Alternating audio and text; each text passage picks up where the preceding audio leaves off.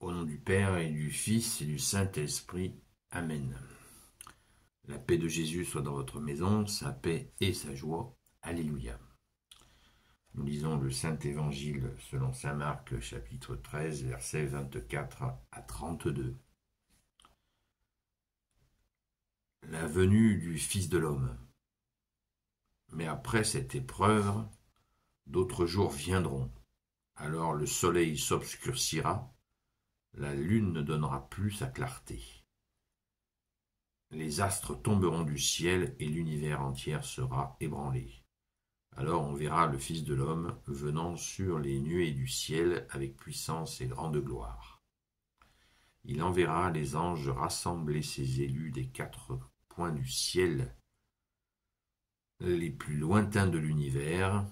Apprenez cette leçon tirée du figuier. Lorsque déjà sa ramure devient flexible et que ses feuilles poussent, vous savez que l'été est proche. Vous de même, quand vous verrez tous ces événements, sachez que c'est tout proche, sur le pas de la porte.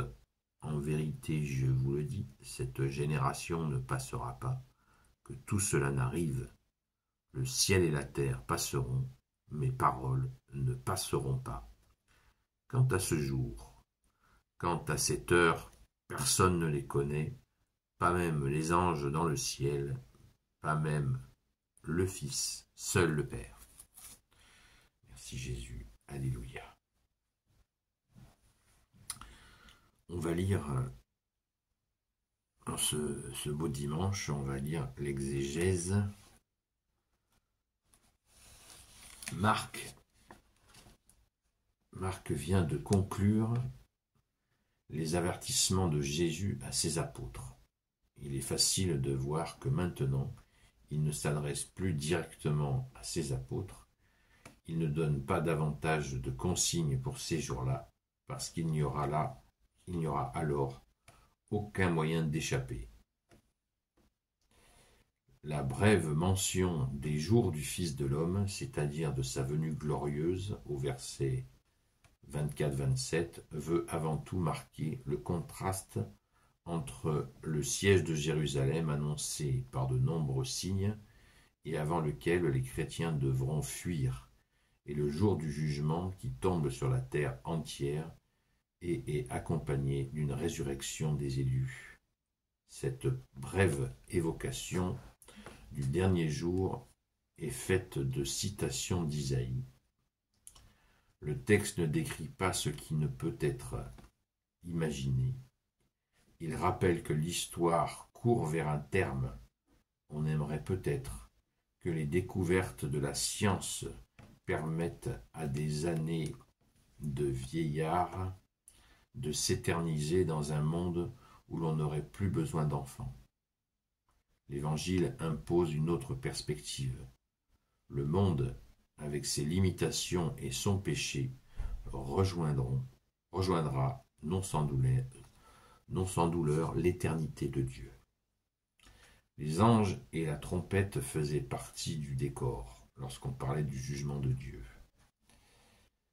De nouveau, au verset 28, de nouveau le contraste entre la certitude d'une fin toute proche de Jérusalem et l'incertitude totale du jour du jugement. Au verset 32, nous revenons à la fin du monde. Le jour en question est le jour du jugement que les prophètes appellent aussi le jour de Yahvé.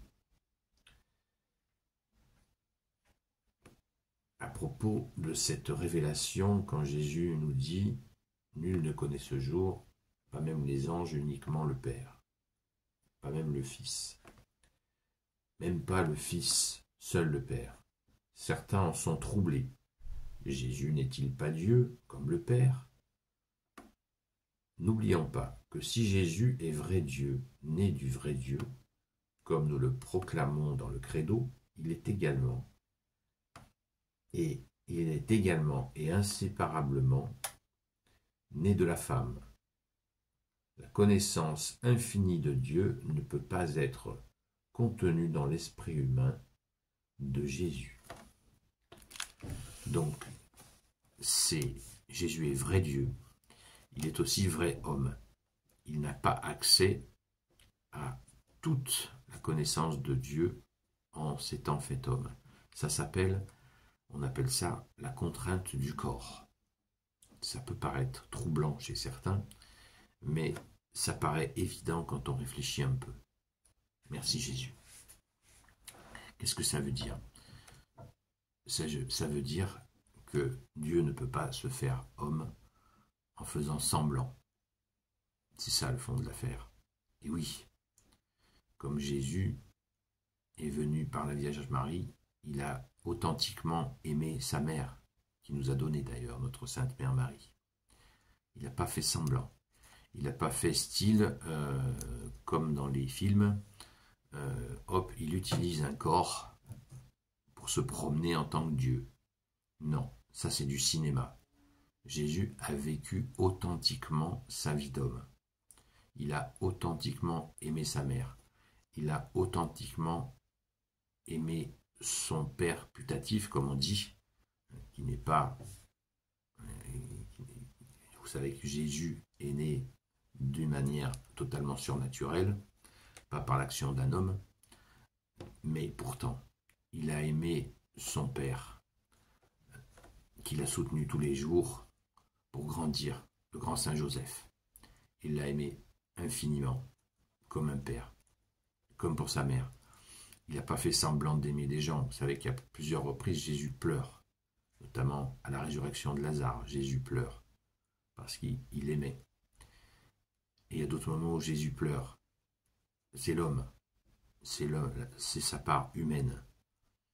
Absolument.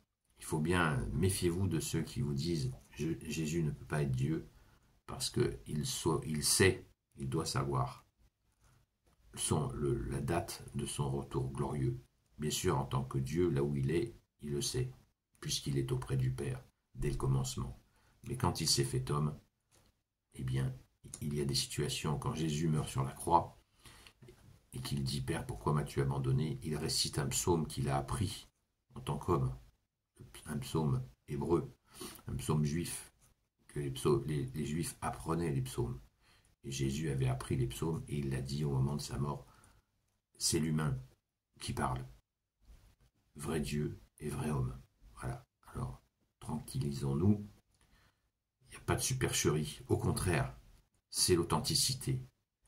Et certains confondent authenticité avec supercherie. Il n'y a aucune supercherie dans la Sainte Bible. Il y a la vérité. Merci Jésus. Alléluia. Gloire éternelle soit au Père et au Fils et au Saint-Esprit, maintenant et toujours, et pour l'éternité. Amen.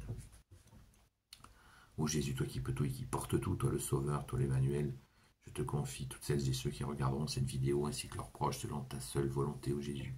Sainte Marie, Reine des cieux, toi notre Mère, Saint Joseph, toi la terreur des démons, Sainte Marie-Madeleine, notre chère Sainte Patronne, et vous, tous les saints et saintes, amis de Jésus, Saint Michel Archange, Saint Gabriel Archange, Saint Raphaël Archange, et vous, tous les anges qui servent Jésus, je vous confie toutes celles et ceux qui regarderont cette vidéo, ainsi que leurs proches, selon ta seule volonté, ô Jésus. La paix de Jésus soit dans votre maison, je vous souhaite une sainte messe, un bon dimanche, à la grâce de Jésus, et à très vite.